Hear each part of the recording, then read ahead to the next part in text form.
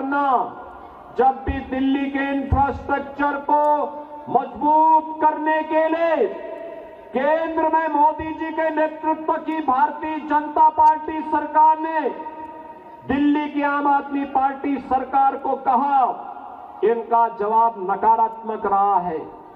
Metro में सहयोग करने का हो, देश की पहली रैपिड रेल के संचालन का हो, या फिर दिल्ली मेरठ 12 लेन के एक्सप्रेसवे का मुद्दा हो, या eastern and western peripheral expressway के निर्माण के मुद्दे का हो। याद करना, प्रत्येक में यूपी के अंदर की भाजपा की सरकार ने केंद्र की सरकार के साथ मिलकर काम किया। परिणाम है eastern and western peripheral UP के अंदर समय से पहले पूरा हो गया।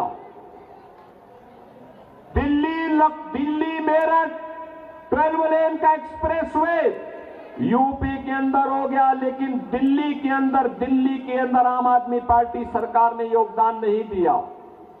ऐसे ही दिल्ली मेट्रो का पैसा भी दबाई हुई है, रैपिड रेल का पैसा भी सहयोग नहीं किया।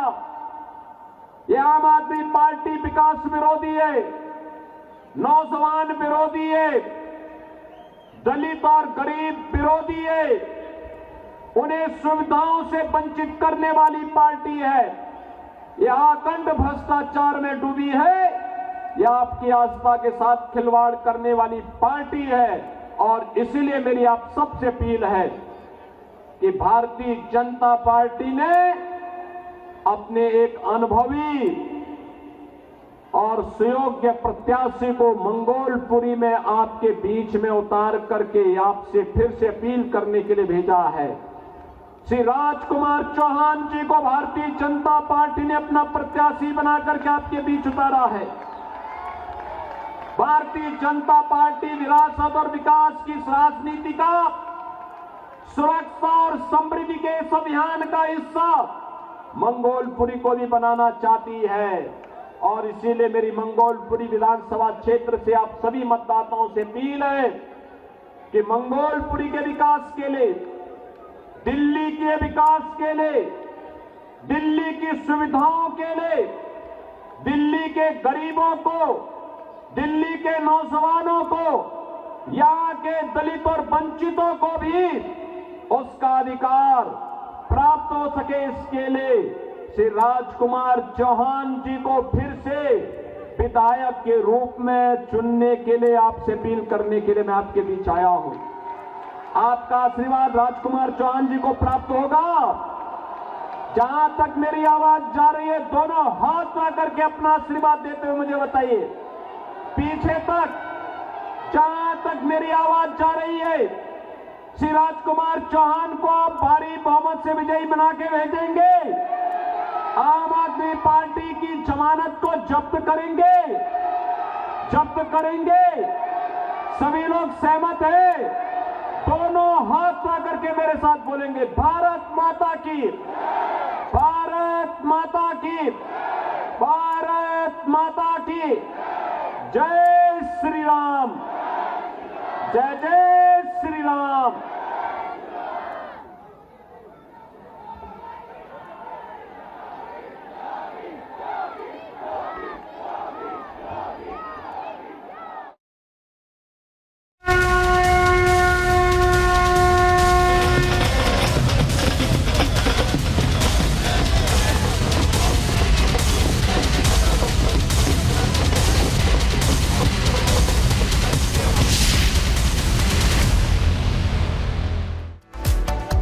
और बात आस्था के महाकुंभ के महास्नान की, क्योंकि अब वक्त बेहद कम रह चुका है। 13 घंटे 59 मिनट यानी तकरीबन 14 घंटे का वक्त मौनी अमावस्या का वो महास्नान, जिसके लिए करोड़ों सनातनी जो हैं वो पहुंच रहे हैं। और तस्वीरें देखिए ये प्रयागराज में, जहां त्रिवेणी की धारा में स्नान करने के लिए तमाम सनातनी जो हैं वो करोड़ों की संख्या में इस वक्त पहुंचते हुए दिख रहे हैं।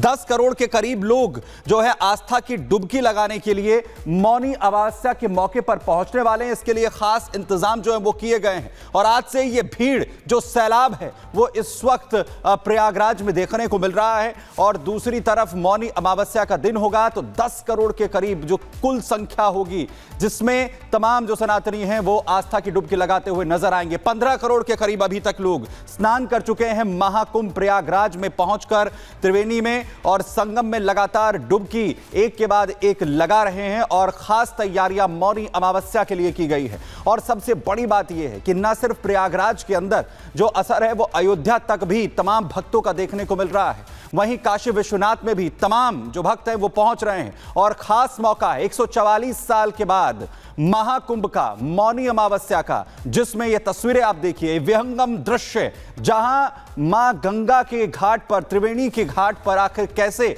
सभी भक्त एकजुट हैं और वहां मां गंगा में स्नान लगाने के लिए, स्नान करने के लिए इस वक्त जो भीड़ है वो इस वक्त उमड़ी हुई है। और सबसे बड़ी बात, पूरे संगम में, पूरे प्रयागराज में, हर जगह सिर्फ और सिर्फ इस वक्त उन तमाम लोगों की भीड़ देखने को मिल रही है और तमाम सनातनियों की भीड़ देखने को मिल रही है जो महास्नान का हिस्सा बनने के लिए जो धरा पर इस वक्त प्रयागराज के पहुंच चुके हैं। तो देखिए, ये वो तस्वीरें हैं जो ये बताती हैं कि हर किसी की कोशिश है महाकुंभ में पहुंचकर आस्था की उस डुबकी लगाने को लेकर के। ये देखिए, जहां तक आप देखेंगे वहां श्रद्धालुओं का जमावड़ा है, 1 इंच भी पैर रखने की जगह नहीं है। देखिए, जिसको जहां रास्ता मिल रहा है वो वहां से होते हुए गुजर रहा है। और ये पूरा क्षेत्र सबसे बड़ा कुंभ क्षेत्र है प्रयागराज में। ये पूरा कुंभ क्षेत्र आप देख रहे हैं, सिर्फ और सिर्फ अगर यहाँ कोई है तो वो श्रद्धालु है, सनातनी है, जो अपनी उस आस्था को पूरा कर रहा है उस डुबकी के जरिए। तो भाई आप समझिए कि 13 घंटे 57 मिनट का वक्त रह गया है मौनी अमावस्या को लेकर। तो सनातनियों की ये भीड़ केवल प्रयागराज में ही नहीं है, बल्कि बाबा विश्वनाथ की नगरी काशी, फिर चाहे हो कान्हा की नगरी मथुरा या फिर राम नगरी अयोध्या हो, सनातन के ये प्रमुख धाम श्रद्धालुओं से कैसे खचाखच भरे हुए हैं। जो श्रद्धालु दूसरे राज्यों से महाकुंभ में स्नान करने आ रहे हैं या विदेशों से आ रहे हैं, वो लोग अयोध्या, मथुरा और काशी में पहुंच रहे हैं। भीड़ ऐसी कि सभी रिकॉर्ड टूट गए हैं।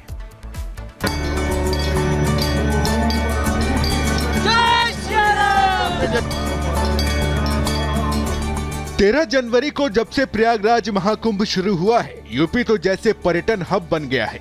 देश दुनिया से जो श्रद्धालु महाकुंभ में पहुंच रहे हैं वो पहले महाकुंभ में स्नान कर रहे हैं और फिर वहां से मथुरा, काशी और अयोध्या भी जा रहे हैं। सनातनियों की ऐसी भीड़ मथुरा, काशी में उमड़ पड़ी है कि यूपी के शहर दर शहर राम नाम की गूंज से गुंजायमान हो उठे हैं। मौनी अमावस्या का स्नान कल है, लेकिन रामनगरी अयोध्या में आज जबरदस्त भीड़ है।